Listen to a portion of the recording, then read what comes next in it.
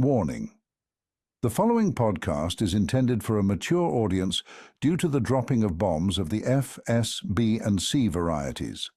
Listener discretion is advised. And now, coming to you live from the tri-state area and San Francisco, California, it's the best part of Wednesday, Waffle Box, with your hosts, Mike Fish and Kush Hayes. Ooh, welcome to Waffle Box, the podcast where we talk about anything, everything, and nothing all at the same time. Coming up on episode 160, what the fuck? 166, we're going to tell you why you should never fake your resume. Also, we are going to talk about the secrets of finding true love. Kush reviews the front room in this week's movie review, and much, much more. I'm Mike Fish, and I am joined, as always, by the main man from San Fran. It's Mr. Kush Hayes. Kush, how you doing, buddy? What's good, y'all? Happy return to football season for those who love the game. It's the Waffle Box, the original Waffle Box. It's the People's Podcast. It's the best part of Wednesdays. You accept no substitutes because we come to you all the way from Super Bowl 60, the home of, that is. You love us because we do this, and we do this because we love you. Producer Lathan, what do you got? What's up, fellas?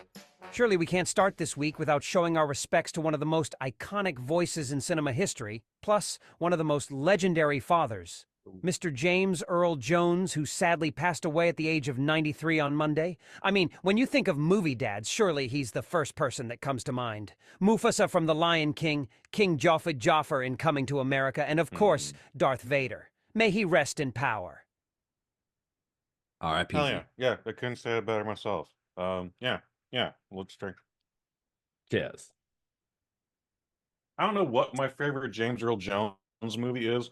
However, I did adopt this one nuance of his from the original Coming to America, where he's talking with his son, Eddie Murphy, and, he's like, Father, I don't like this woman you've chosen. And one of the palace guards come in and like, Sir, everybody's waiting for you. And he's like, let them wait! I'm talking to my son. I've actually adopted that, and I've actually gotten to drop it a few times in real life, and I gotta tell you, it feels fucking great when I do it. Wait, did you adopt a son as well so you could really do it? No, Oh. but like I used to be the customer service manager for the San Francisco district of the Crunch Fitness universe. There was a whole thing, blah, blah, blah, blah, blah, but they had so many fucking problems. They're like, we need a whole other guy to like handle this shit exclusively.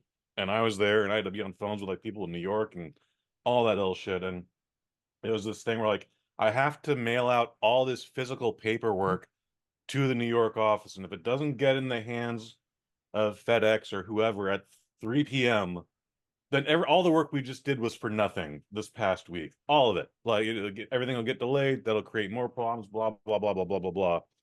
And as I'm taking photocopies, one of the guys at the front desk, who was not a fan of mine, I don't know why, but I also became not a fan of his. He kept like barging into the office while I'm trying to make photocopies. Yeah, I'm talking to the manager behind me because guess what? I'm making photocopies. I ain't got nothing else to do. Like, if it takes 10 minutes, it takes 10 minutes. If it takes 25 minutes, it takes 25 minutes. He's like, hey, Kush, those customers I told you about 10 minutes ago, they're still waiting.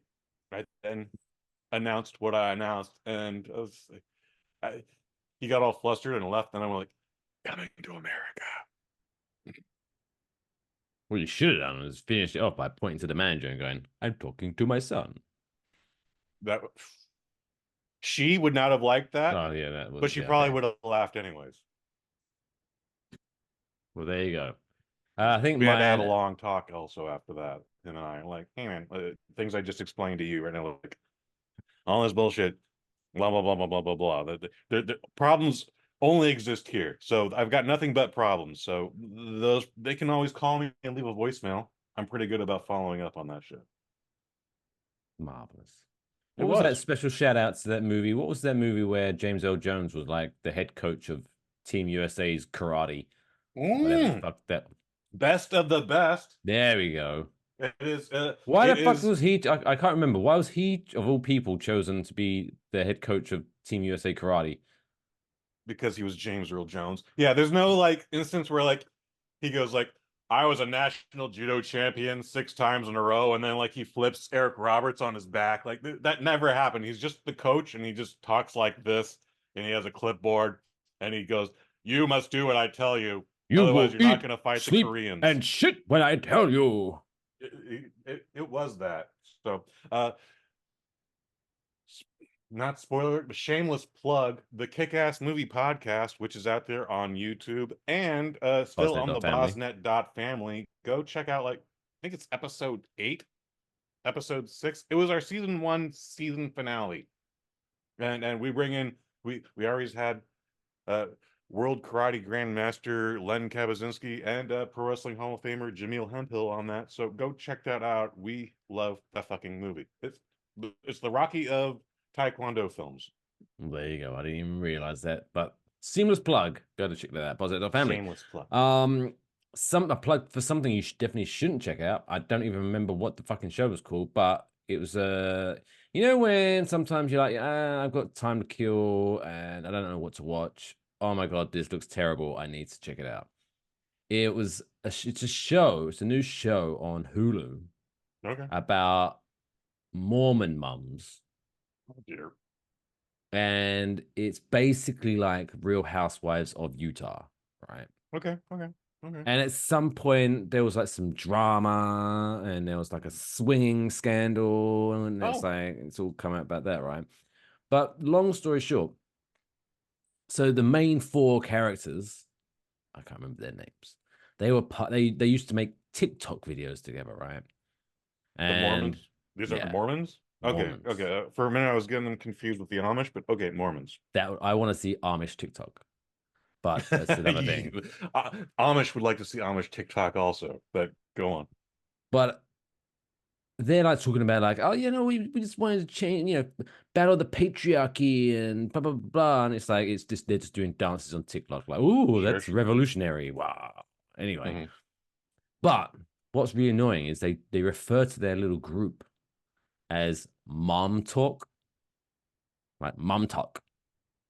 Like, they've replaced tick with the word mom. And they just constantly say mom talk. And by the end of the first episode, I swear they have said it like 65 times.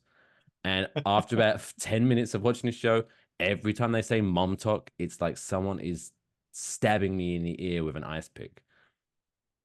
I don't think I'll be returning for episode 2. It was I'm definitely not going to go out of my way to watch episode 1. Also, just not to trigger our Mormon population or Mormon audience, but we are huge in the Mormon community.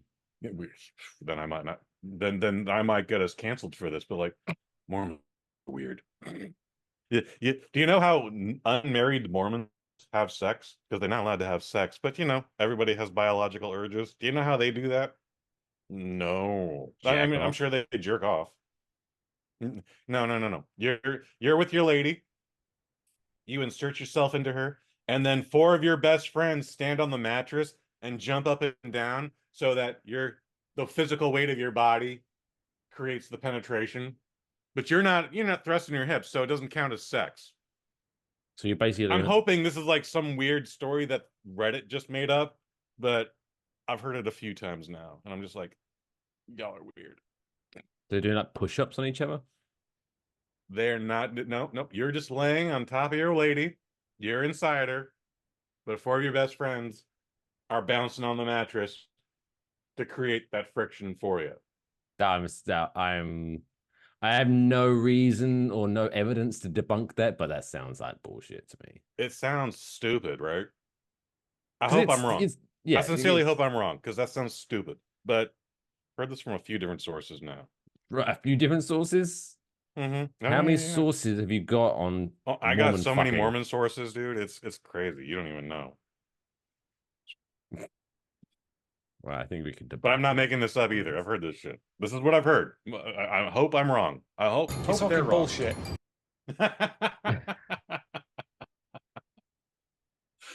Fingers crossed, knock on wood. If there are any Mormon watchers or listeners to the show, let us know. Enjoy wafflebox@gmail.com how you have sex before you're married. And if there are several friends involved in the process. Anyway, I think we've warmed up enough. Yeah, sure. Shall we get into this week's top stories? Let's get into it. Like a Mormon on school night. Sure. Anyway, Lathan, if you could. What, Maybe dude? I'm just going to use that. I'm just going to use that for everything. Say, oh, are you ready to head to the bar? Oh, like a Mormon on school night. Like, what? I don't know what that means, but I'm going to use it. If you could, Lathan, hit the jingle. It's now time for this week's top stories. It's now time for this week's top stories.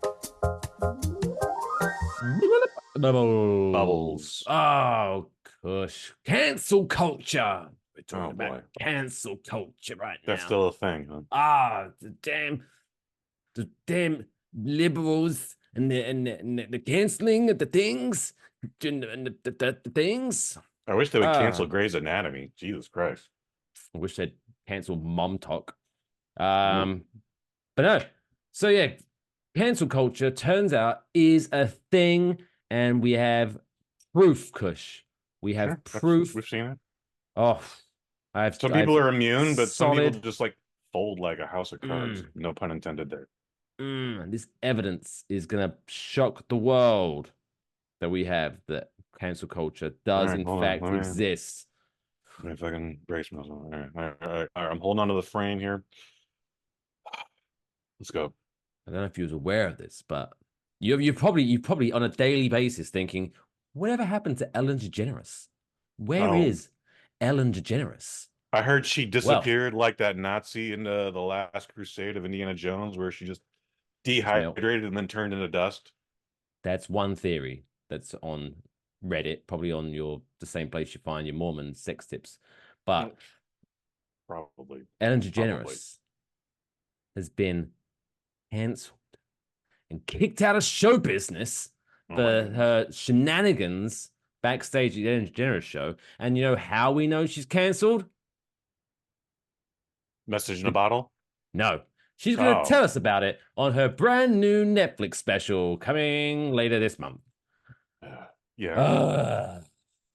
So I'm getting sick and tired of fucking celebrities saying they're cancelled, announcing it on a video on their social media platform that's viewable by billions of people, and then going on, I'm cancelled, and you can find out as I get interviewed on the Joe Rogan show. Oh, I've been cancelled, as you can tell by this new special I have. Is she on like, the Joe Rogan show?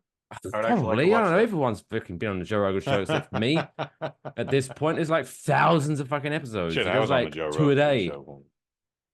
But it's episode 269. There's not too much deep about this story, but fucking Ellen DeGeneres apparently is going to talk about how she was, quote, kicked out of show business. Kicked out of show business? You got a fucking Netflix special on the biggest streaming platform in the world, but apparently you've been kicked out of show business. So yes, and slash but. She'd been doing that show for 23 years. And instead of just like giving her like a grand farewell, like they would have done with anyone who did a show for 23 years, they probably would have gone to 25, maybe longer if she wanted to do that. But yet they canceled that shit overnight. So she got canceled. Her show got canceled. The show got canceled, but she got canceled. She's a stand-up comedian, but that's all she's got. So she's able to book some dates. She's able to book some dates, but also some of those dates got canceled. She had a San Francisco date after all that shit happened, and then she didn't have a San Francisco date. Okay, and you could just go, well, that's San Francisco, Kush. And I'd be like, yeah, you're probably right. However, it happened in other spots too. My problem is, yes, we were saying the whole thing about 3 months ago. She was talking about like, yeah, I got canceled and kicked out of show business. So I'm going to do a nationwide tour, and it's going to become a Netflix special. And then we didn't hear anything for 3 months. And then this whole week, we've been hearing nothing but, I got canceled from show business, and I'm doing a nationwide tour, and I'm doing a Netflix special. And that's what we're coming to tonight. And I guess what? We're going to hear it again in 2 weeks when the actual special does come out. And then she's actually going to talk about being canceled. Just drives me nuts.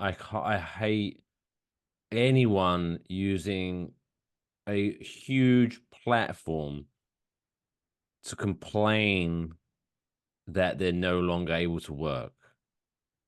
Well, no, Like that's who what was the it? Who was platforms it? are What was for. it? Who's the Roseanne? Roseanne, sure. Roseanne's been canceled a couple times, But but she she keeps hasn't coming back. though. She hasn't. She She got has. fired. It's a different thing. Yeah, canceled. No, cancel. If she was cancelled, she wouldn't be able to have a platform to talk about how she was cancelled. That woman is legitimately, genuinely mentally insane. So people are just kind of like, she took a picture where she took a Sharpie and gave herself a little Hitler mustache, and then Never a was good baking move. gingerbread men, and was like, here are some Holocaust cookies, and that got her canceled. I think the second time. And I She then bet she got was canceled shocked. for comparing a politician to a member of the Planet of the Apes, and that's ultimately what did her in. Surprisingly, the TV show still went on, but they've been able to do stuff like that. Like, and apparently she hasn't not been missed from that show. So The only thing I don't like about that show now is that what's his face? The guy that plays her husband, John Goodman. John Goodman. I mean, good for him, obviously. Like he's lost weight. He's lost a Yeah, that significant is. amount of weight. But he's also 74, so And so yeah, he looks like old and droopy, and it's he kind of scary to see. But it's good. looks Hey, like he's he's had a healthier. couple heart attacks and a stroke. Yes, he does. Oh, I don't know Probably about has that. too. Oh, Oh, well, I that's do. bad. Bad. We That's say what he looks nay to like, though. strokes. Waffle Box is an anti-stroke and heart I don't attack want him to have a podcast. stroke either, but that's what he looks like. Oh, anyway, I'm sure he's He's healthy. an old man now. Whether he wants to admit it or not, he's an old man. But yeah. Anyways, I didn't interrupt you. I'm sorry. Or I didn't mean to interrupt you. I did interrupt you. I didn't mean to. John Goodman. He's Oh, that's great all you had. in Righteous Gemstones. Check that out on. Okay. I haven't seen that show, but I know You of haven't it. seen this show? It's a great fucking show. It's a fucking great show. Oh, Is that from the guys who did the New Zealand kids? They're musicians. I'm sorry, I forget what it is because I didn't like no, the I show. don't. No, are you thinking of Flight of the Concords? Yes, I am thinking of Fly the No, Carcass. Thank I you. don't. I do not Oh, believe they okay. are associated with this show. Oh, okay. Well, then I've misheard.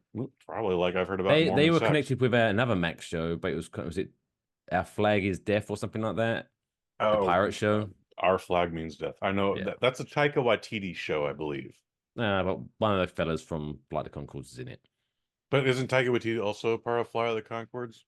No, I think they're just friends. They just hang out, Oh, just random New play video Zealanders. games, Okay, watch Marvel movies together. It's sweet. fair enough. It's Fair enough. sweet. Fair enough. But yeah, there you go. So look at that. Yeah, Ellen DeGeneres cancelled. Yeah. Ellen DeGeneres, genuinely funny woman. However, she was apparently a bitch behind the scenes on that show.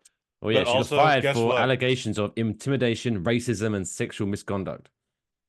Oh, I don't know. Those last two ones are pretty heavy. Because I was just about to say, like, also she has to be the boss. But I also heard like a statement she went like, "I didn't know I was the boss." I was like, "Bitch, it's called the Ellen Show." How did you not know you were the boss on the Ellen Show? Like, there are other comedians, other podcasters like, "Yeah, I was on the Ellen Show," and then they told three PAs came up to me, it's like, "Don't talk about meat," and I was like, "I wasn't thinking about talking about meat until you kept telling me to not talk about meat. Now I want to talk about meat. Like, who talks about meat on a fucking talk show? Like, okay, but I don't want to do that." Be anyway, let's talk about meat. Anyway, let's move Talk on. about you. Next stock story. Is a tale of warning.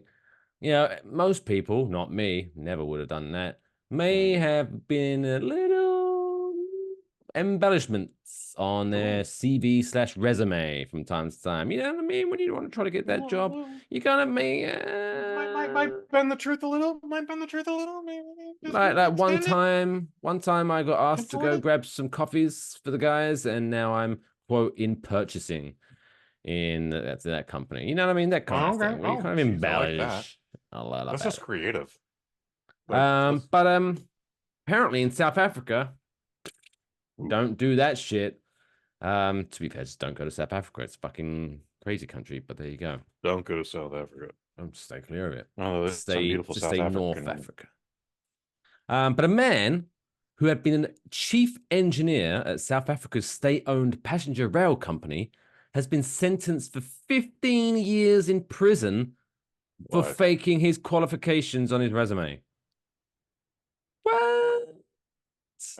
I'm in shock here. That's why I didn't make a noise. Like 15 years. 15 years. So once hailed for his successful career, Daniel, not even going to attempt that last name, was head of engineering at He's the a black Passenger guy. Rail Agency of South Africa for 5 years, earning an annual salary of the equivalent of about $156,000. On his CV/resume, we call them CVs in England, CVs. and CV. It's short for Curriculum Vitae, which is Latin CV. for Okay. resume. He claimed to have had several mechanical engineering qualifications, including a degree from South Africa's respected Witwatersrand University, as well as a doctorate. However, the court in Johannesburg heard that he had only completed his high school education. Right. This next bit is where it's like, don't get me wrong, at any point, just for faking your resume, shouldn't land you 15 years in prison. I think that's a little bit intense. I Unless 1,000% agree with you. unless what? somehow you manage to get, I mean, it wouldn't happen because you have, or whatever. Somehow you land like a surgery job by faking it and you kill someone in surgery, then you go to prison. But that's for murder, I guess, manslaughter, but not just for the faking of the resume. But anyway, maybe I'm thinking too much about this. But so he was thinking a little too arrested. much about that, but you're not also wrong. He was arrested in July of 2015, shortly after his web of lies began to unravel. So he started working at the Passenger Rail Agency of South Africa 15 years earlier, shooting up the ranks to become chief engineer. The court also heard that he had forged a job offer from a German company, which encouraged the company to increase his salary so the agency would not lose him. Right? So here's what I have an issue with. This is smart. I think this is completely smart, but please tell us more. I agree. Like in that, again, 15 years just for faking your resume is ridiculous. But so he started 15 years before he got arrested, and he got promoted. So obviously, he's good at his job.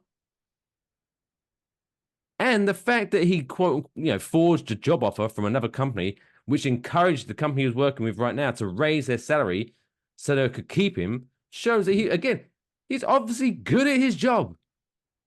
What's the problem? Yeah, so sure, he lied to get in the door, but once he's in the door, oh shit, he's actually really good. We really like him. We keep promoting him. Why would you fire someone? Let alone put them in fucking prison for that. That's so... You can fire them, but putting them in prison is way, way, way wildly over the top. However, also, why would you fire them? I think the recommendation where this German company or whoever it was again, I'm sorry, I wasn't paying attention. However, I think that can constitute some fraud. However, he's known his job. He's been learning as he went along. He clearly hasn't failed or hasn't failed terribly. Because you haven't fired him in 15 years. You could have fired him 14 years ago. Like, fucking hell. This man does not deserve a prison sentence. And I'm fucking kind of pissed off about it. Also, I'm envious of the balls this man has because, like, I'm in a position where, like, I'm at the bottom of the totem pole, and someone was like, so why haven't you ever just, like, applied for a camera position? And I was like, I'm sure I could do it, but I haven't been trained to do it. Therefore, I don't want to be embarrassed when I don't know how to do it. Like, that's why I haven't done it. Like, maybe I'm being too honest, but there. I can also apply for the guy who directs the entire truck, but guess what? I wouldn't know what the first thing to do there. Well, that's why I didn't do it. But that's just me. That's just me. Yeah. This person deserves to get out of prison. I would this start guy a does not deserve hashtag. to be in prison. He I would shouldn't even start. be in prison. I would start a hashtag like hashtag free, but like his Free. surname is spelled Mthimkhulu. That would I would get have to butchered see it in so French, many but I fucking probably times wouldn't on pronounce it social anyways. media. Mthimkhulu? Sure.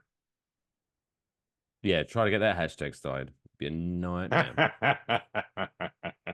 But yeah, we stand with you, Daniel. Daniel? Yeah, man. No, dude, seriously. You do not deserve to be in prison right now. This is some bullshit. Fired? Maybe. Bullshit. Debatable. Very debatable, but not prison. You don't deserve to be in prison for that. That's stupid. South Africa, you're stupid. Bullshit. Kush said that. Final top story. Talking of bullshit. Here we go. I feel like now every week at some point we're talking about a dumb TikTok craze. Yeah. And when it wasn't a Twitter craze or a Vine craze or a Instagram craze, yeah, it's some stupid social media trend. What do we got this week? well, a social media craze in Spain where people are encouraged to seek out prospective partners in supermarkets has led to some chaotic scenes, Kush. Are people fucking in the bread aisle? No, thankfully not that goddamn. bad. I'm kind of disappointed. So in the city of Bilbao, which is in northern Spain, Okay. police were again reportedly called. That happened by workers after a flash mob of hopeless or hopeful, maybe hopeless, singles hacked a Mercadona store and overwhelmed it. Singleton has been drawn to branches of the supermarket chain where it is claimed that they can find romance if they visit between 7 p.m. and 8 p.m. and put a pineapple upside down in their trolley. Oh, that's some sort of swinger shit. So so I don't understand it. I don't pretend to understand it. I don't know why it's a thing, but the symbol of a pineapple is some swinger shit. In America. Apparently in Spain too. Well, so there's more. There's more to this. There's more different food, Break right? it down. So people are encouraged to go to the wine aisle to find others with the same fruit in the same position. So it has to be the wine aisle. Has to be the wine aisle. If they like someone, they bump their trolley against theirs, indicating they are interested in chatting to them. If the feeling is mutual, the person can bump back. Or, as I love this article says, or they can just start talking. Yeah, that's another way of starting a conversation. Here's what irritates me. I could just hold this goddamn pineapple. That's not a pineapple. And then you'd be like, oh, hey, you're holding a pineapple too. Yeah, hey, maybe we should be friends. I don't know. Do you like fucking watching blah, blah, blah, blah, blah? I don't know. Well, maybe we shouldn't be friends. Do you like banging? Oh, okay. Maybe we should be friends. Whatever. There's too many goddamn rules in this.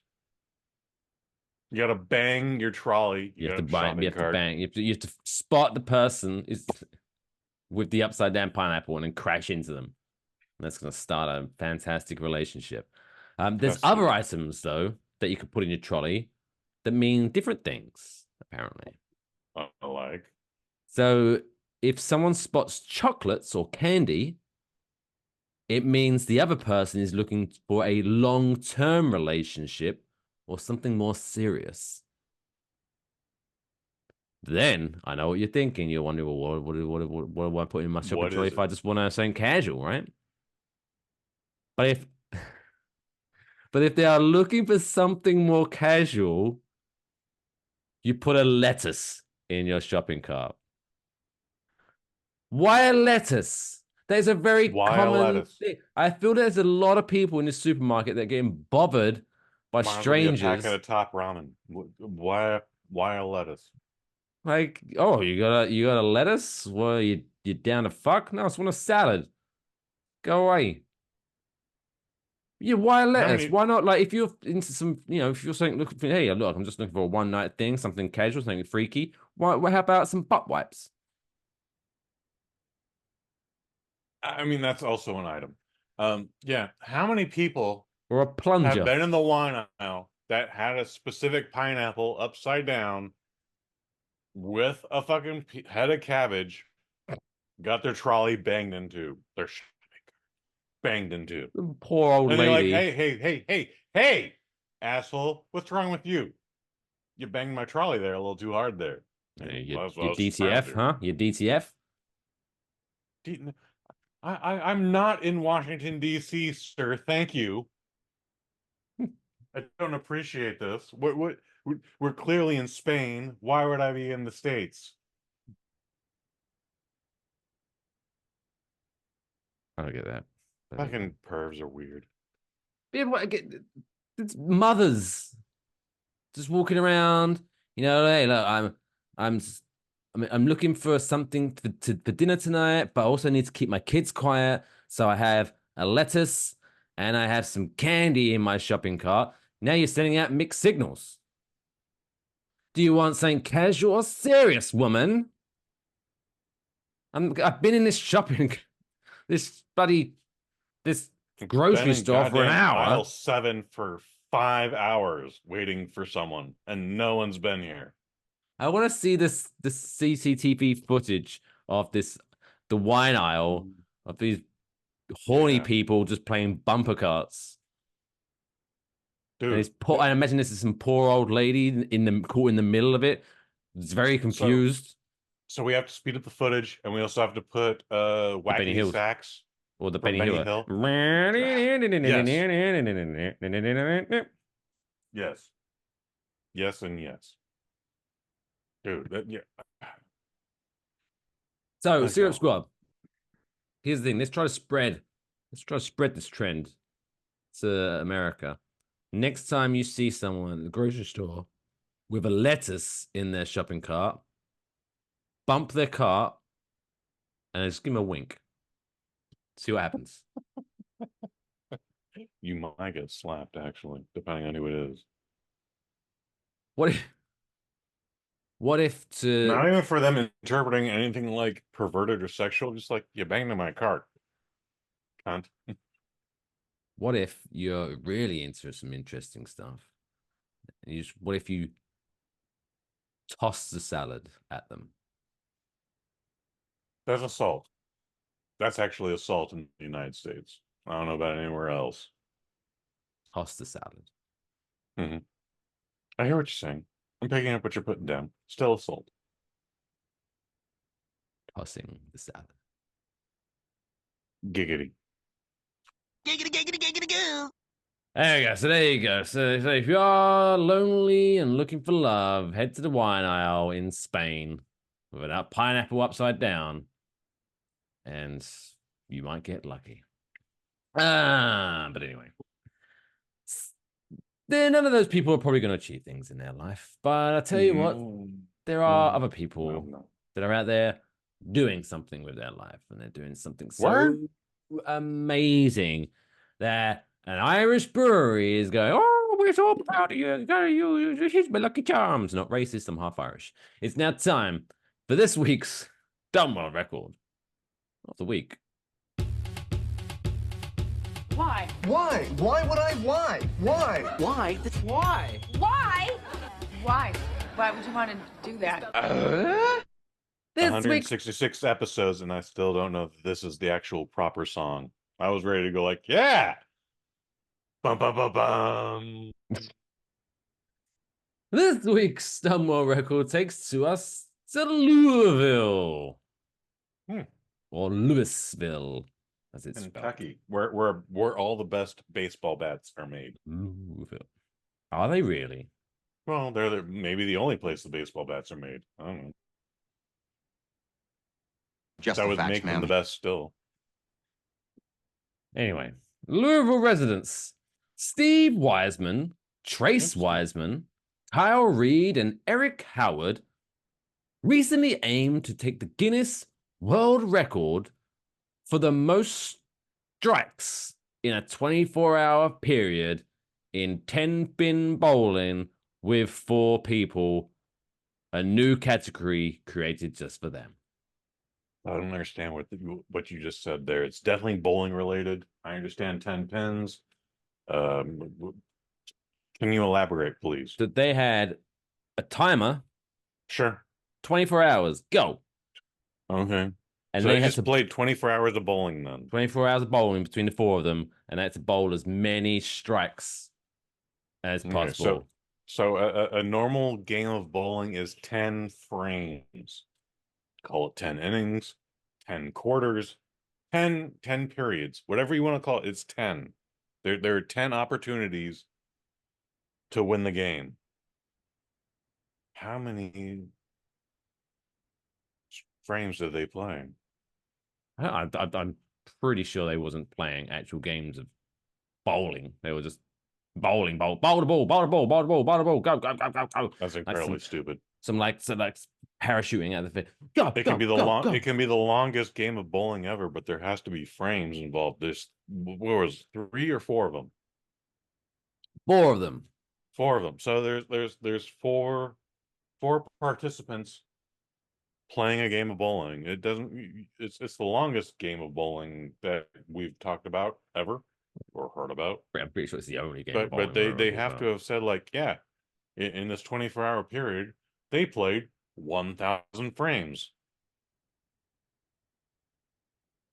Well, they didn't. They just bowled as many times as they could to get many strikes. Okay. Do you want to guess? I'm taking it for Kush? face value. I'm still saying that should have been a thing. But So, that's not on you. That's on the author of I appreciate the you letting me website. know. That's not on you, dude. I can sleep well tonight. Good. So, good. with this being a new category, the Guinness World Records said that they needed a minimum of 1,200 strikes in 24 hours to inaugurate the record. So they recently completed their 24-hour bowling marathon last Monday at Lane 1 at Kingpin in Jeffersontown. They reached the 1,200 strikes in 14 hours, kept going for the rest of the 24 hours. Can you guess how many strikes they struck in a total of 24 hours? So So my considering question... they hit 1,200 in 14 hours. Sure. My next question is, are there 1,200 strikes consecutive, or each of them did 1,200 strikes? No, it's just like, I'll have a bowl. Oh, I didn't get a strike. You have a bowl? Yeah, you got a strike. 1. Next person has a bowl. Oh, they missed. Next person goes, strike, that's 2. Just keep going until they just keep hitting strikes. That's stupid. 1,500 strikes between the 4 of them. So they hit 1,200 after 14 hours. So you think maybe they got tired, the fingers started blistering, and they only managed another 300. It's a full day of throwing a 5-pound ball down an aisle. Hell yeah.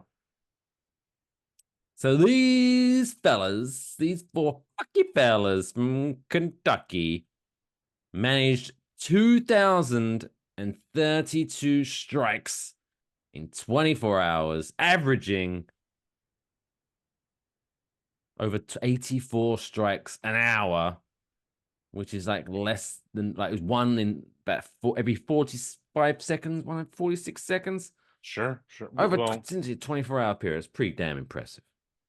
I don't know how often you've been bowling, but like if you do fucking make that strike the first time, you're still subjected to the machine coming down, clearing the pins on the floor, and then setting up a new set of pins. So, I mean, yeah, I'm impressed. Okay, even with 4 people doing 2,032. Yeah, so they did about 500 each-ish. 500. That is impressive. still, but also I think these rules are subjective. Oh, because you're not happy. It seems to be a Guinness World team effort. Record. You'll be hearing from Mr. Hayes pretty soon. I mean, if it's a strongly team worded objective, letter. then cool, but shit. This would be way more impressive if it was one dude to do 2,000 strikes in 24 hours. Yeah, well, it'd be very But lonely. also, rules need to be established in these articles, and damn these articles. Damn these articles! Tell you what, though, these 4 people need to head to their local supermarket and stick some pineapples in their cart. They need to get out there. They're probably Bless their happily hearts. married or neglectfully married, but still. Yeah, I'm sure their wives. Bowlers weren't always, there for some cheering reason, them have on. a wife. And they always have like big hair. Like Who always have the big hair. like what was her name? From Married with Children. Peg Bundy. Peg Bundy. They all look like Peg Bundy. Peg they Bundy was still always- happy to give her husband Al a fresh Bud Light. What a woman. What a man. What a man. Underappreciated. She was underappreciated. And if that's the moral of the story, Peg Bundy was underappreciated. That's how dumb this world record is. Anyway, still to come on this week's Waffle Box, we're going to be talking about the celebrity birthday Blackjack. As always, plus Christian movie review and much more. So we'd sure as shit appreciate it if you stuck around after this short break. Hey there, kiddos. Are you walking around in the open air and constantly getting a sunburn? Then you need to get yourself some clouds. Clouds, blocking the sun's power since, well, billions of years. Unless you're one of those fucking weirdos that think the Bible is 100% accurate, then I guess a couple thousand years. Anywho, clouds are an official sponsor of the Waffle Box podcast.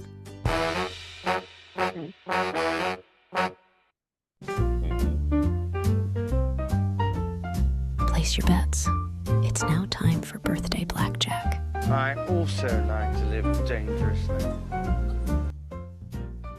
Hey, welcome back to Waffle Box episode 166.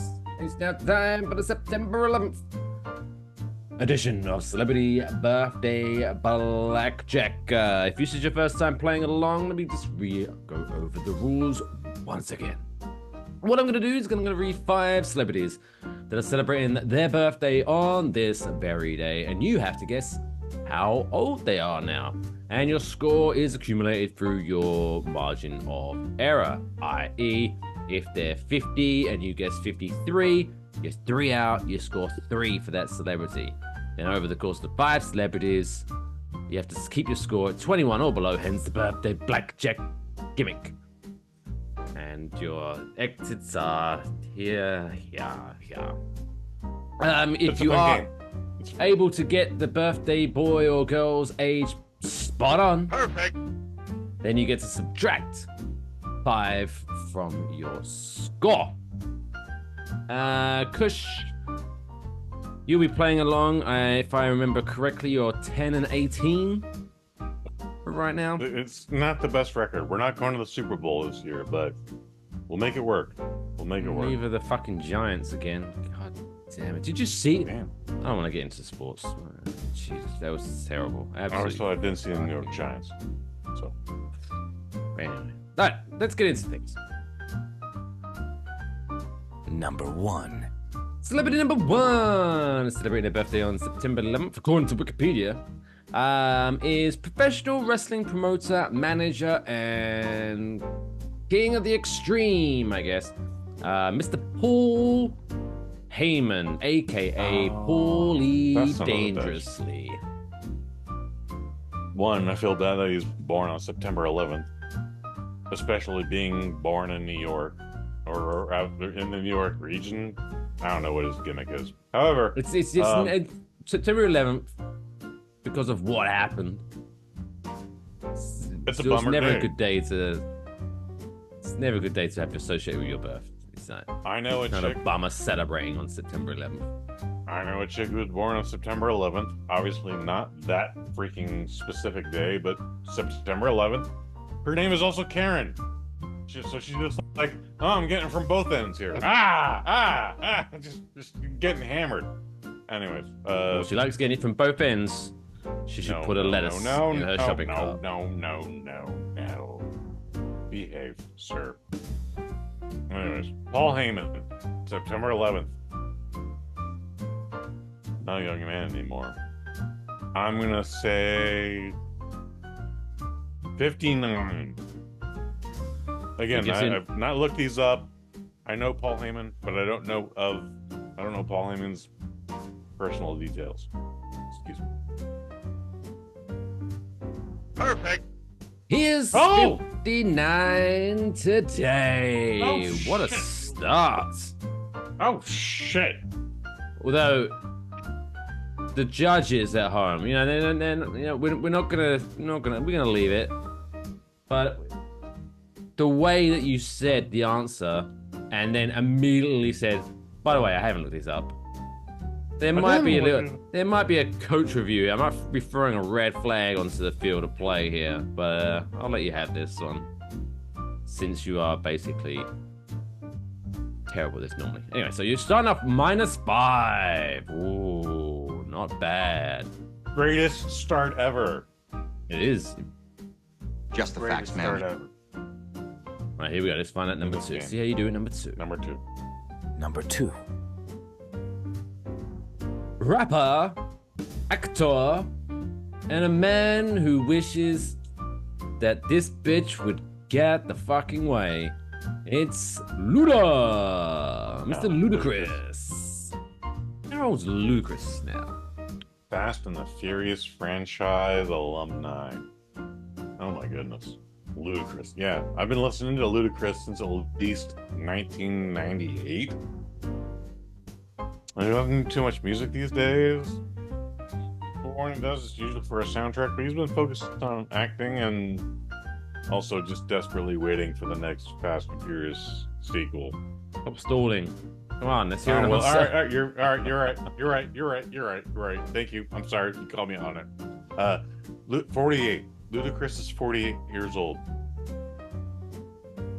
Luda is 47. Ooh. Oh my god.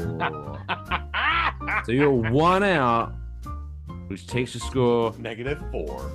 -4. So much wiggle room. So much wiggle room for so much activities. Oh my god. Just watch this next one and we'll do a thing. Number 3. Number 3 is record producer and disc jockey, Mr. Moby. Oh, jeez. I know. Remember Moby? I know of Moby. I couldn't name you a Moby song. I know Moby Flowers. was a. Trust me, if you after we get off this show, go to YouTube, Moby Flowers, and you will be taken back instantly to Gone in 60 Seconds. Okay. It's on the Gone in 60 Cage, Seconds. Angelina it's like movie? the opening. If I remember, it's the opening track to that movie. I watched it once. It takes me back to my happy. What? I've watched Gone in 60 Seconds. Gone in too many 60 times. Seconds, the movie that came out before Fast and the Furious. Barely remember a thing about it. Moby.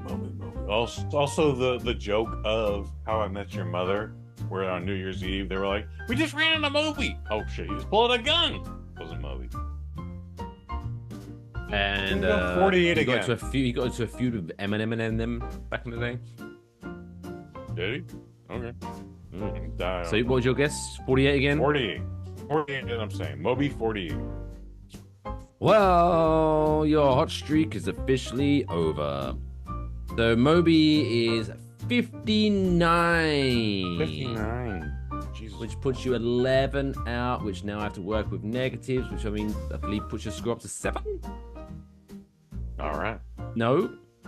6? 7? 7. You better figure this out, man. 7. No, yeah. We started out with -5. No, negative then 4. We started out with negative. Then we went to -4. So in use. Wait. 11. Fuck me. So 11 minus 4 is 7. Yeah, 7. But yeah, you made me doubt myself. 7. Oh. I didn't make you doubt anything. You doubted yourself. Sons of or bitches. not paying attention, sir. Whatever. The host of our show. So you're up to 7 now. Mm-hmm. Still some Feeling wiggle great room. here. You're still wiggling. You're still Oh, wiggling. so much wiggle room, dude. Oh my god, I just rattle in that thing like a pecan. I love a pecan reference. Number 4. Actor and crooner. Mr. Harry Connick Jr. Jesus, that guy's 70. That guy is still good looking. Is he? I haven't seen him in a minute, so alright. He was good looking back in the day, for sure. And if I remember correctly, he was in one of my favorite movies of all time, Memphis Belle. Okay, I never saw Memphis Belle. Oh, it's such a good movie. Maybe it may, I don't know how it would stand up now, but it's very good. You know, it's set in World War II, but it's one of those America movies. I know of it. I remember the ads for it back in like 1992, but I never saw it. So wait, what was your guess? Harry Connick Jr. 70. 70. He's up there. Mr. Harry Connick Jr. is 57. Get the fuck out of here. Which puts you 13 out on that. Harry Connick Jr. is not 57. Harry Connick Jr. Right, Harry Connick Jr. Harry Connick Jr. Yeah, I dispute this fucking number. He was born September 11th, 1967. It's way older than 57, dude. No, he's 57. So he's... All right, you just Googled it, so I'm not going to dispute it, man. You're telling me what you're telling me. Anyway, yeah. So that takes your score. God damn, he was so fucking gifted then. Like, honestly. That means when, like, he did Little Man Tate, he was, like, 19. That's insane to me. Good looking man still. It's a good looking man. So like I say, that's 13 out, so that takes your score up to 20. Oh, no. Do you remember when you started on -5? Dude, I started at -5. This was not fun time. This was not where I was expecting to go after that. Like, So if you told me at, like, number 2, I was at 20, I was like, yeah, we're doing nothing. But not here. Not again. You have managed to grasp defeat out of the jaws of victory, my friend. Yeah, we got one more. We got one more. We got one more. Number 5. Number 5. Norwegian DJ. Oh, fuck. Son of a bitch. It claims he's a songwriter and a record producer. He diddles with the EDM. He does this with the ones and twos. Only EDM. Oh my god. So he's a Norwegian DJ by the name of Kygo. So I'll try to give you a little. So recently, Whitney Houston had a little bit of a comeback. Whitney Houston? Wait. The bitch has been dead for 15 years. Yeah, so she recently had like a little comeback because he sampled her song in one of his ditties, his little ditties, and you must have heard that. What love got to do with it? No, probably not. All right. So how old is Norwegian DJ Kygo? Knowing that you have to be, you can only be one out if you want to win. Or just 45. 45? 35. I said 35. You meant 35. I said 35 all 4 times now. Kygo, on this very day, is 33, which means you're 2 out. which gives you, considering you started on -5, and then after your second celebrity, you was at -4, giving you a wiggle room of 26 with only 3 celebrities to go. You have managed to get a final score, sir, of 22, meaning you are a loser. You lose. Even in the loss, this is the greatest game we've ever had to date. Oh, it's a roller coaster of emotion. Holy shit. Was it? Yeah. Ah. Yeah. Oh my. Oh. I don't know if I have enough booze here to recover from this. Fucking. To you, Mike Fish. You put out a grandtastic game. When you went from -5 to -4, I was like, is this going to be that? Is he going to not only bring back this franchise, but is he going to end this game on a minus score for the first time ever? That could be amazing. You know, I think most of my losses have been pretty good. Honestly, like, again, they're always like within 1 or 2 with each other. Last week was like, what, 18? But majority of the time, they're within less than 5 of our goal. I'm going to celebrate by eating a Whole Foods pretzel twist. As we discussed in the commercial break, they're so bad. They're addicting. It's like crack cocaine. Bad, but it's kind of enough It's the of it. salt. It's the salt. It's not hard to make a pretzel. It's salt. You reckon I can make my own? Bread and salt. You could. I bet you could. I bet you could make your own pretzels, Mike Fish. Waffle Box pretzels. I bet you could do that. Those pretzels? Why not? Why not? Do what I want. I'm a grown man. Stop telling me what to do, internet. Look up the recipe for pretzels, and then I can do it, but it's the twisty bit. That's where. That's not the problem, though. Problem is getting the right flavor. Don't worry about the pretzel thing. I mean, guess what? There are pretzels that are just straight sticks. Oh, no, that's cheating. But that still exists. But I bet you could also do tiny little pretzels. I just feel, what if I get the twisty bit wrong, and then my pretzels just end up looking like some old man's testicles? Then you got a new style of pretzel. You want to put these salty balls in your mouth? Oh, they wouldn't be balls. They would still be pretzels. They would just look weirder. They go well with beer. Anyway. I bet you got that. Anyways. Old man balls. They're better when you're drunk. Anyway. Let's move on to a segment where Kush reviews a movie in a segment that we like to call Kush's Movie Review. 72 hours went before we came up with that name. Kush's Movie Review. There was a focus group and everything. There's like 32 people involved. Oh, do you remember Sharon? Oh, she just wouldn't stop talking. She wouldn't stop talking, but she had some fantastic fucking hoo-has, dude. And I was just like, she knew it. Let's listen to her a little more. Bless her. Anyway, what are we talking about in this week's Kush's Movie Review? We're talking about a movie called The Front Room. But before we get into that, let's get into it. Let's talk about the elephant in the room here. I don't think there's an elephant, but if you want to talk about there is a giant elephant in the room. So much so that I'm going to have to bring up some text messages here. We don't text each other that much, so I can't wait to hear what this is. Ironically, we did at this point. So now, okay, great. So remember last week, episode 165, go back and listen to it if you haven't.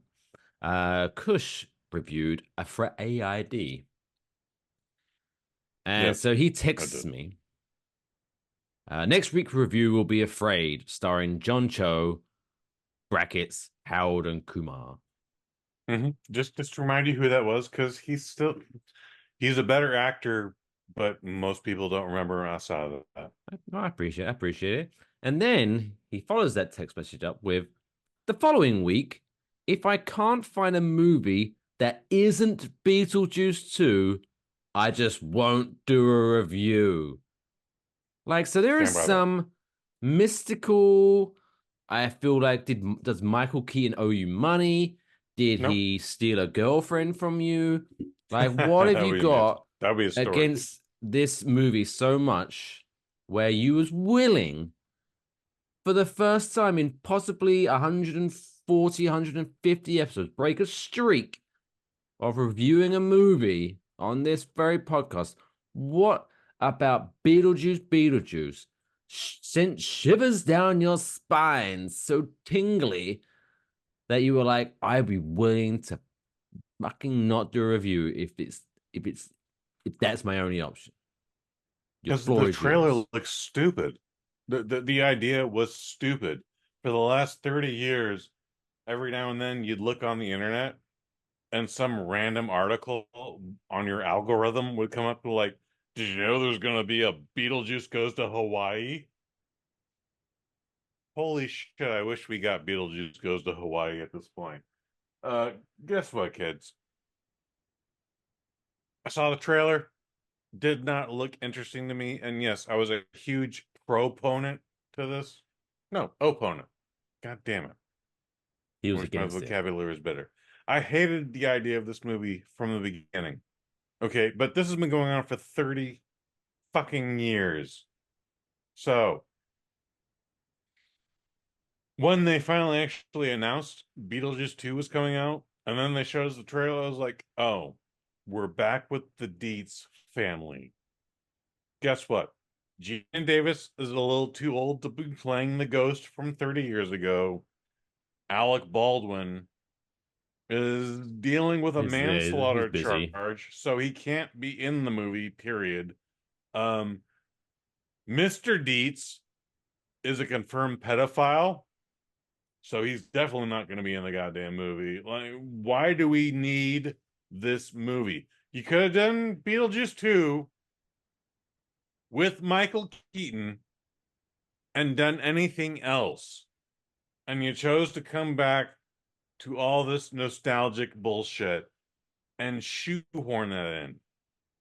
So, by the way, the reviews I've heard, one, this was the #1 movie in the world, Beetlejuice 2, for this weekend. It is the third highest opening weekend of the year. The original Beetlejuice made $8 million opening weekend. So when it came into like $103 million, yes, there's inflation. Yes, there's been 30 years, but huge fucking takeoff. Like, people wanted to see this. Put some respect on Beetlejuice. Forget about Kush Hayes. People wanted to see this. Kush Hayes didn't want to see this. And still hasn't. So rather than review a movie that lots of people are interested in and lots of people are gonna search on YouTube for reviews, you decided to review a movie called The Front Room, which I'm assuming is about, I don't know, decor. It's like, oh, this it sounds like a movie involved in the White House. It's like sounds like very political. What are those brothers? One of them's really good at real estate, and one of them's really good at fixing houses, and they team up to help. The what? Could have been a thing. Could have been that movie. It's their movie. So anyway, tell us about The Front Room. I'm waited with bated breath of how good The Front Room is compared to Beetlejuice. Here's what's up. There was a Netflix movie that came out this week, which was basically a reboot, an unofficial reboot of Rambo First Blood. We could have saw that. I didn't know that came out. I wish I saw that movie compared to what I'm about to review. We could have reviewed the Ronald Reagan biopic with Dennis so-and-so. Not playing anywhere in San Francisco, period. Period. So, we saw a movie called The Front Room. It's rated R. It is 94 very slogging minutes. Not even slow, slogging. Like it's incredibly difficult to watch. It is written and directed by the brothers Eager, Max, and Sam. Max is actually responsible for A24's The Lighthouse. He wrote that movie. That was a movie that came out in like 2017. It got nominated for many Academy Awards. I don't think it won any of them. Not important. His brother also is responsible for writing a movie called Olympia, which is apparently a documentary on Olympia Dukakis. Mike, I don't know if you're familiar with that lady's name. She is an actress.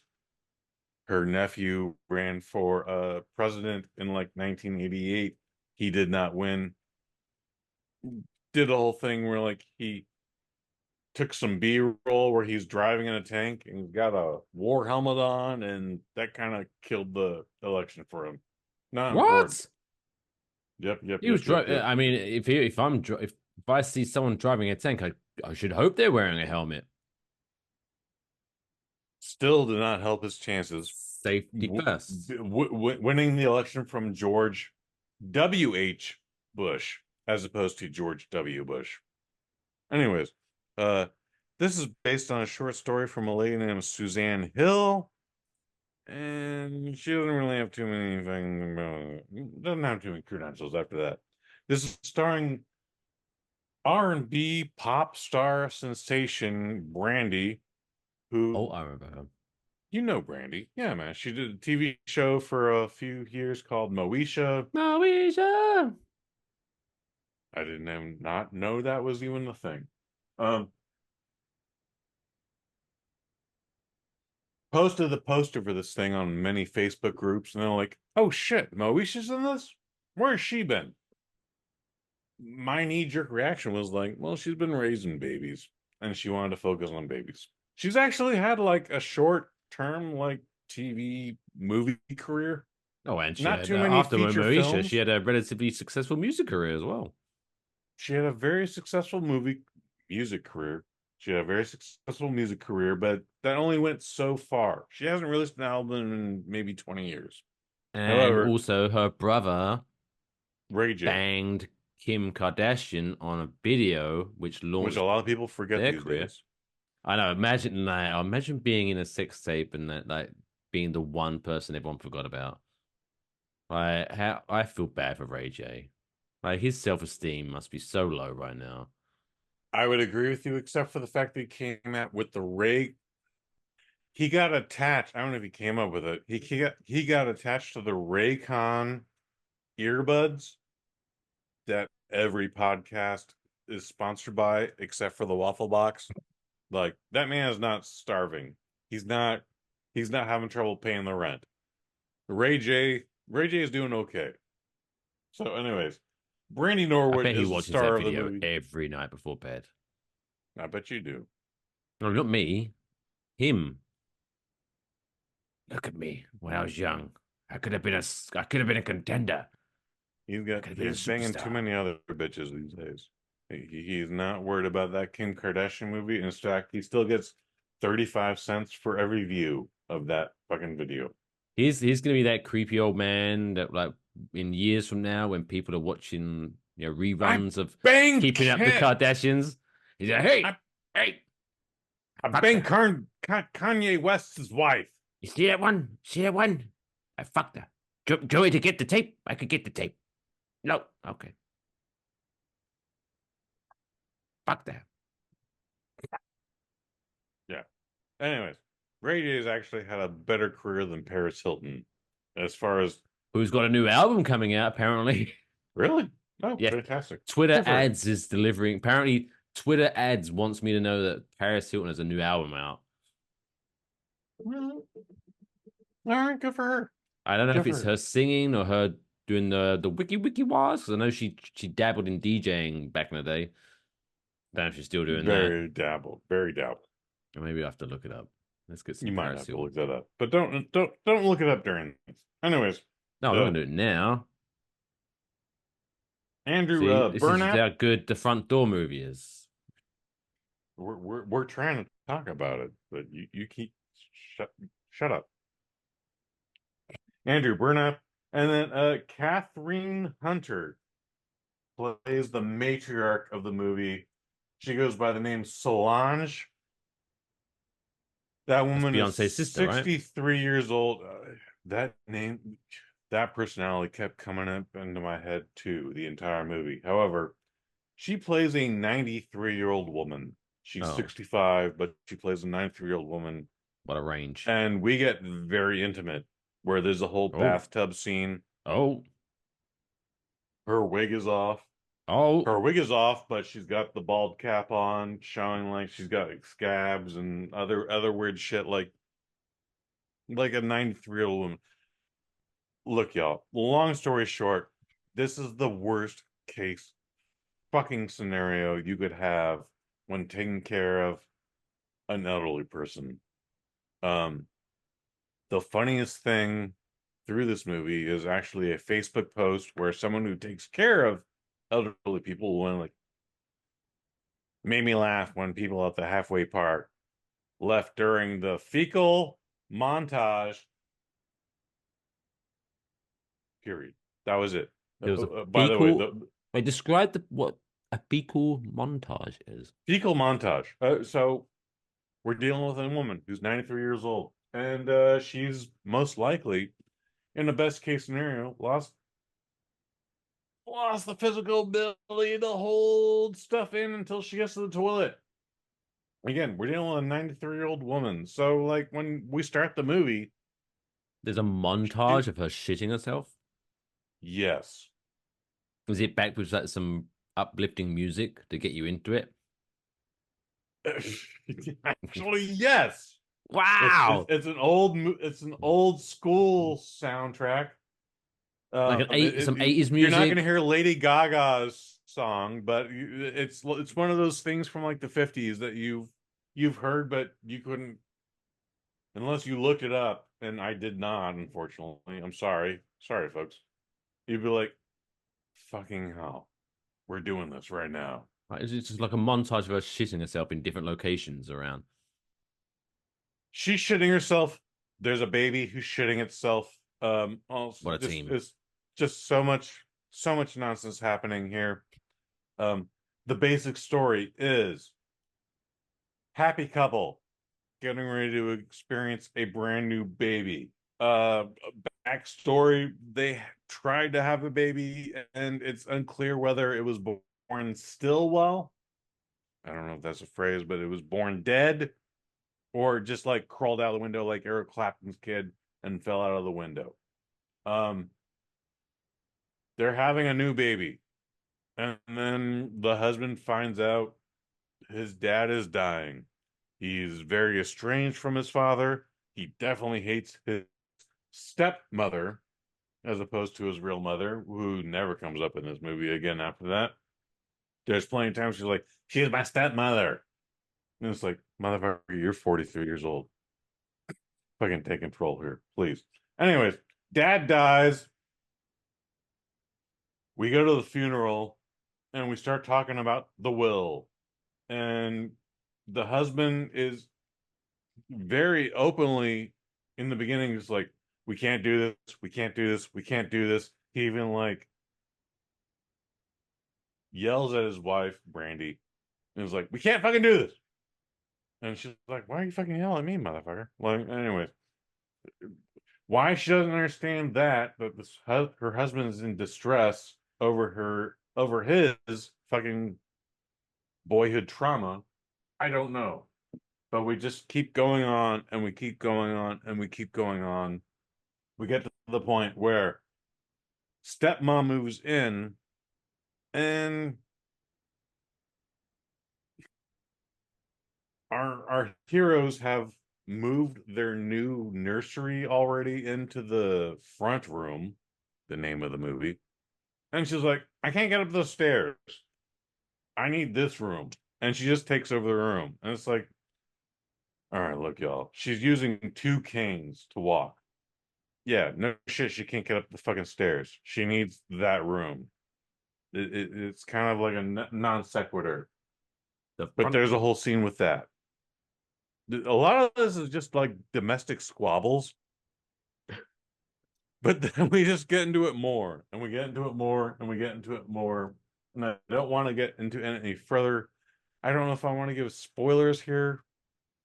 This movie is fucking awful. All the actors are very good. The characters are what they are. The husband has the spine of a jellyfish. Despite the fact that he's putting his foot down saying, I don't want my stepmom moving in here. But when she does move in, she's like, Solange just said Shitting you everywhere. fucking hit her and pushed her on the ground and then fucking kicked her in the face fucking 4 times. They're like, you know that didn't happen, dude. What the fuck is wrong with you? Mike Fish, I think you have a question. I would like to entertain a question, please. When you was watching the front room, and I was. At any point did you think, do you know what? Fuck it, I should have seen Beetlejuice too. A couple times. Oh, a couple times. A couple times. So why did I just say that? Because Beetlejuice 2 would have at least allowed me escapism. The front room presented me a situation I'm kind of already in, but gave me the extreme worst part of it, where Solange, the old lady, shits herself. By the way, she's not shitting herself on accident because she's 93 years old. She did that shit on purpose. Oh. And then at one point, she shits in her hand and smears it all over the goddamn house. So Brandy... Unnecessary? Yes. But... So Brandy just had a baby. Husband is at work trying to do legal stuff. He's a lawyer. And she was a college professor, but quit her job. But now she's doing full-time stuff because she's a mother again, or for the first time, whatever you want. The baby is being ignored because Brandy is cleaning shit off the wall, cleaning shit off her family photos, cleaning shit off this, cleaning shit off that, covered in shit. Calls her husband, hey, you need to get home here because I'm covered in shit. Husband finally comes home. The baby is crying upstairs. Has the nerve to ask her, like, I don't get why you're so upset. Like, he warned her about all this bullshit, but then sees she's covered in shit, sees his house is covered in shit, and just has nerve to, like, doesn't even bother. I was like, what can I do to help? Just like, I don't get why you're so upset. What the fuck is wrong with you? Like this movie is so fucking frustrating.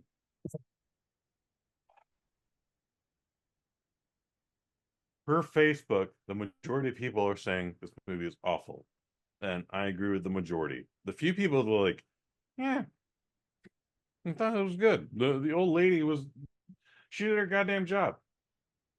I kind of agree with them. If the point of this movie was for me to hate this woman, I hate this fucking woman. And again, as someone who's dealing with the elderly, this is the worst case scenario. I'm so thankful I'm not dealing with this scenario. But this bitch is not out of her mind either. She's doing all this stuff on purpose. There's plenty of scenes where, like, stepson is hugging her, like, it's gonna be okay, Solange. We're gonna get through this. And then that bitch goes like, and just like Mad Dog's Brandy. It would have been better if that soundtrack was involved. Okay? Like, she's doing this shit, like, anyway. I hated this fucking movie. Maybe the people are too good in it. but I can't give it more than a 1. I hated this fucking movie. It's trying to be abstract when it's not trying to be obtuse. It's an A24 film. They're doing very specific stuff. But if you're like dealing again, if you're taking care of an elderly person, whether or not this is happening, this is like your worst goddamn nightmare. I hated every moment of these 94 minutes. I wish I had seen the Netflix movie that came out this weekend instead of this or the Beetlejuice movie, but we didn't, so this is the review we're giving. So, The Front Room, starring Brandy Norwood, who is not bad in this. It's a 1. It's a Jesus Christ. We didn't even get to the fucking directors, dude. Holy shit. Fuck him. All right, yeah. You know what? Mike Fish, you're correct. Fuck him. You know what? Fuck him. I'm throwing my notes in there, right there. Fuck him. 1 out of 5.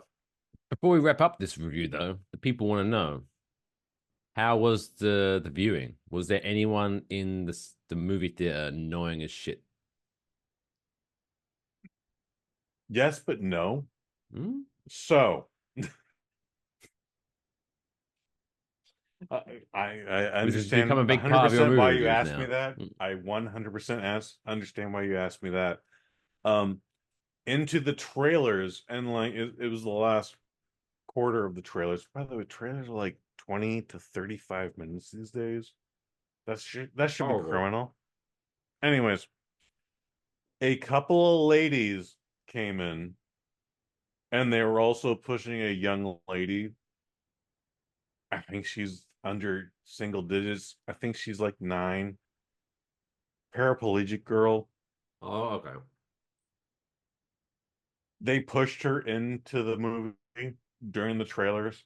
Like, why is this kid here? I kind of get Brandy. She's Cinderella in a few Disney movies. What movie do you think going to see her? Because this is not Despicable Me 4. This isn't Minions 3. This isn't the new Pixar film. This is a movie about domestic abuse. I don't know. However, but she's not even in a wheelchair. She's on a fucking like gurney where she's just like leaning forward on a frame, and they push her forward, and then they didn't realize like, oh, our seats are actually like literally 1 level up. Okay.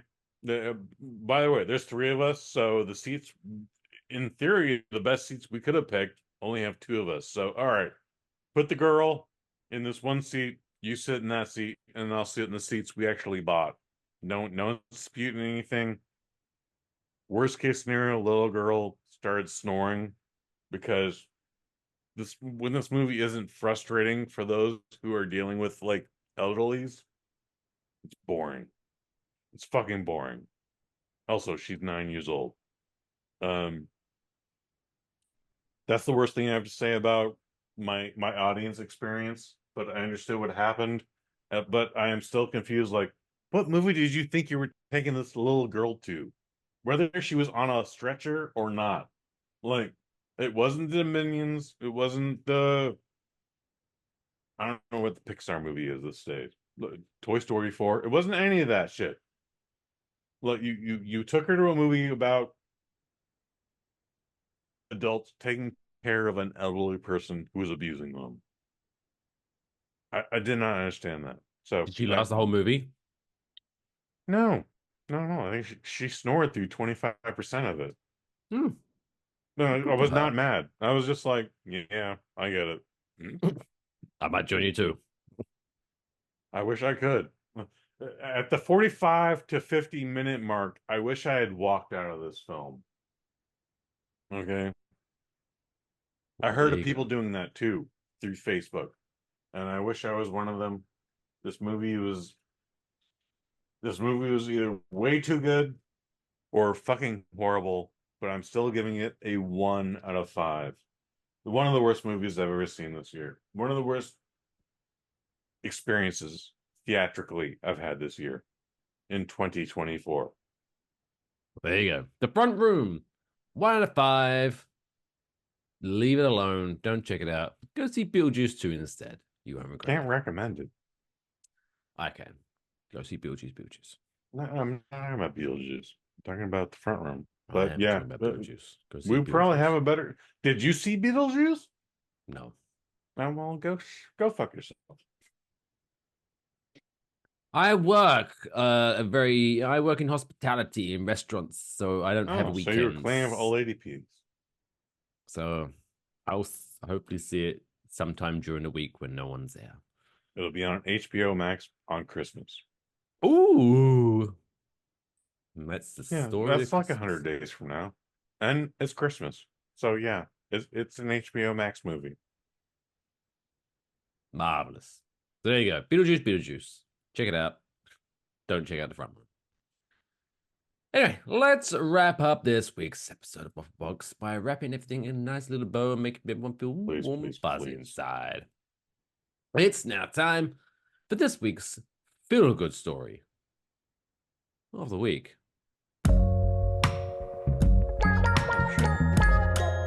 Hey, you.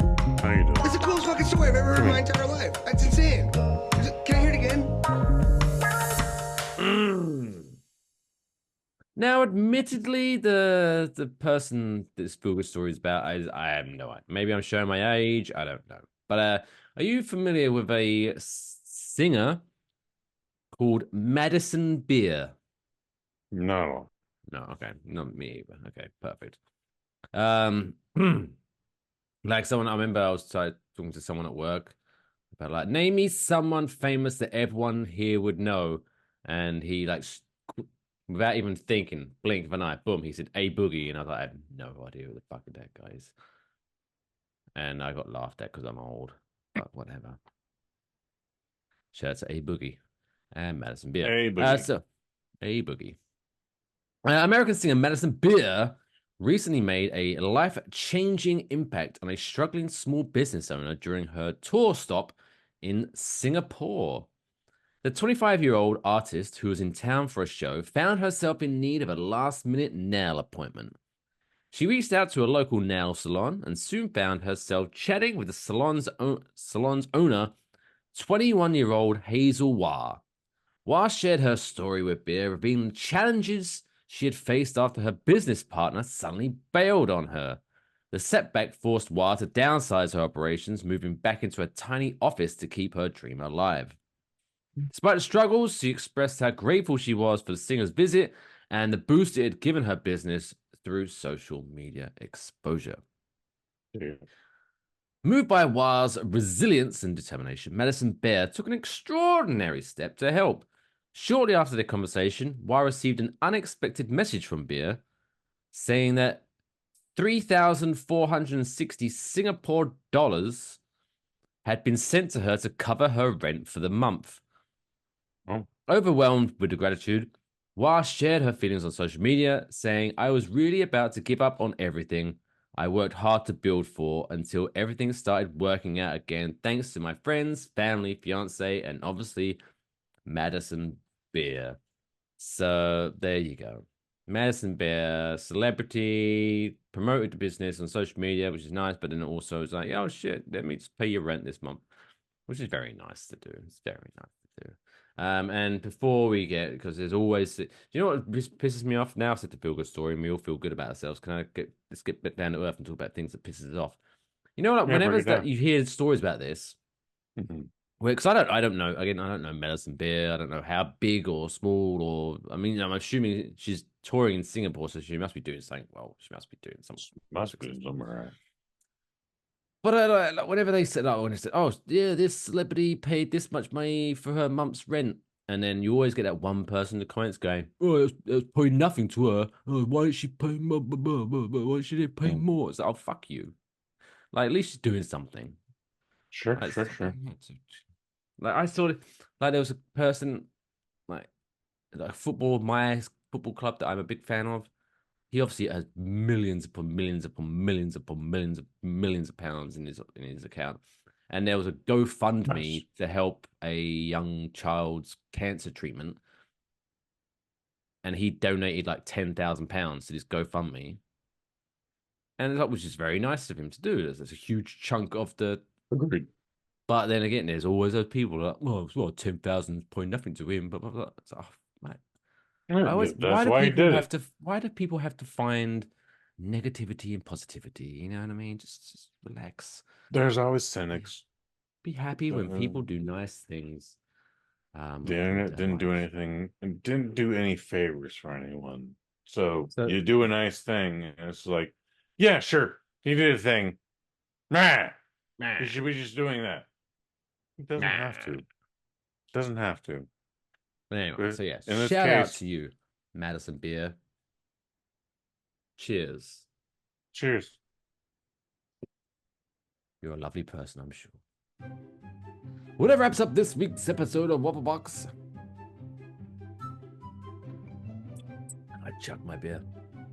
I think we learned something today. I think we grew as human beings. I hope so. This is where I normally throw it to you to promote something, but you still not. You haven't got anything to promote. Nope, you? check out the Kick-Ass Movie Podcast, Episode whatever 6 or some number shit. it is, for Best of the Best with James Earl Jones, Len Kabazinski, and Pro Wrestling Hall of Famer Jamil Humble. So there you go, bossnet.family. And on the side, you'll find there's a menu. You can click on Kick-Ass Movie Theater and then find it there. Or on your podcast platforms. Still not bringing microdose back yet? Nah. I'll get you to one day. Don't worry. Hopefully. That'd be Anyway, nice.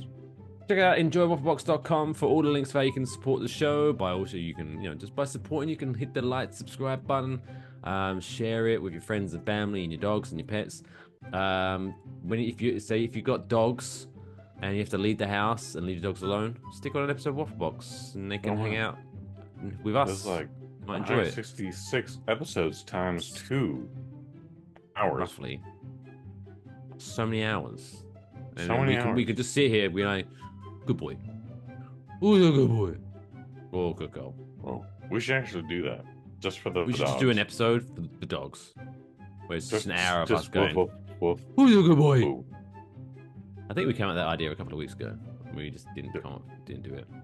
But We can still do it. still do it. So Waffle Box. Call it Waffle Box. Waffle Box. Hilarious. Yeah, let's do it. But yeah, or you can also go to our store where you can buy some swag, some cool designs on there. So it's kind of like a two-way street. We help you, you help us. We get a little bit of money to help keep the lights on, but you get some really cool t-shirts. And then when people see you in the streets, they'll be like, what the fuck? Where'd you get that cool t-shirt? And because we're not a huge podcast yet, you might be the only person wearing that t-shirt. And people are like, wow, that's so unique. And then in like 30 years time, when we're huge, you can be like, look at this t-shirt. I was the first ever person to buy this t-shirt. I know How my cool would tits that be? aren't as good as Lady Decade's tits, but buy some t-shirts. It'd be good. Who the fuck is Lady Decade? I'll tell you later. All right, sounds good. But it's a good night for me. It's a good night for him. Lathan. Any final thoughts this week? Well, this week's random shower thought was, you hear people talking about selling their soul to the devil, but what if I offered my soul to the devil and he only offered me like $20? Could I take that kind of hit to my ego? I think I'll keep hold of my soul just in case.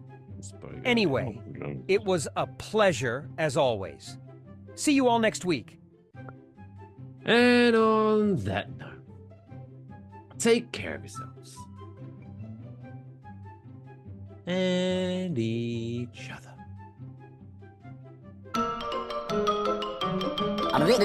That's all, folks.